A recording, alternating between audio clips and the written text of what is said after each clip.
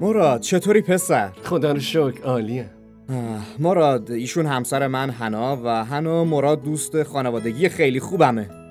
وای خیلی خوشبختم داداش اسین، همسرتون خیلی خوشگله. بالاخره همسر منه دیگه. ممنونم. بعداً بازم میبینمتون. بریم. دانیال چطوری پسر؟ خوبی؟ من خیلی خوبم، شما چطوری؟ حنا این دوستم دانیاله، هم دوست خیلی خوبمه هم همکلاسی دانشگاهم. سلام زنداداش. علیک سلام. زنداداشمون کجاست؟ همینجا هست، الان پیداش میشه. من اینجا.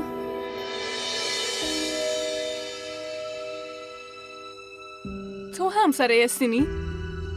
شما همدیگر رو میشناسین؟ میشناسم؟ آره خیلی خوب میشناسم.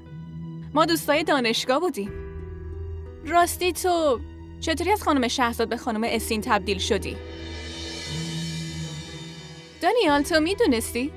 حنا با یه تاجر بزرگ ازدواج کرده بود، ولی فکر کنم اونم فریب داده و ازش جدا شده، همونطوری که ما رو فریب داد. رومینو بعدن حرف میزنیم، لطفا ساکت کاری که با دوستات کردی و هیچ وقت یادم نمیره. تو ما رو تحقیر کردی، تمام مدت داشتی فریبمون میدادی. فکرشم نمیکردم همچین آدمی باشی. خفه شو. حنا این چه طرز حرف زدن با یکی دیگه است؟ اسین مگه نمیبینی چه جوری با هم حرف میزنه؟ از اینجا بریم. داداش اسین واقعا خیلی مراقب باشین. شما با یه زن هیله‌گر و مکار ازدواج کردین. رومینا لطفاً.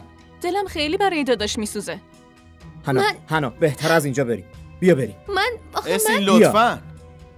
رومینا لازم بود اینجوری حرف بزنی؟ من فقط واقعیت رو بهتون گفتم. آخه تو که نمیدونی اون چقدر دروغگو و مکاره. اما الان اصلاً زمان مناسبی نبود. من دیگه حرفی ندارم.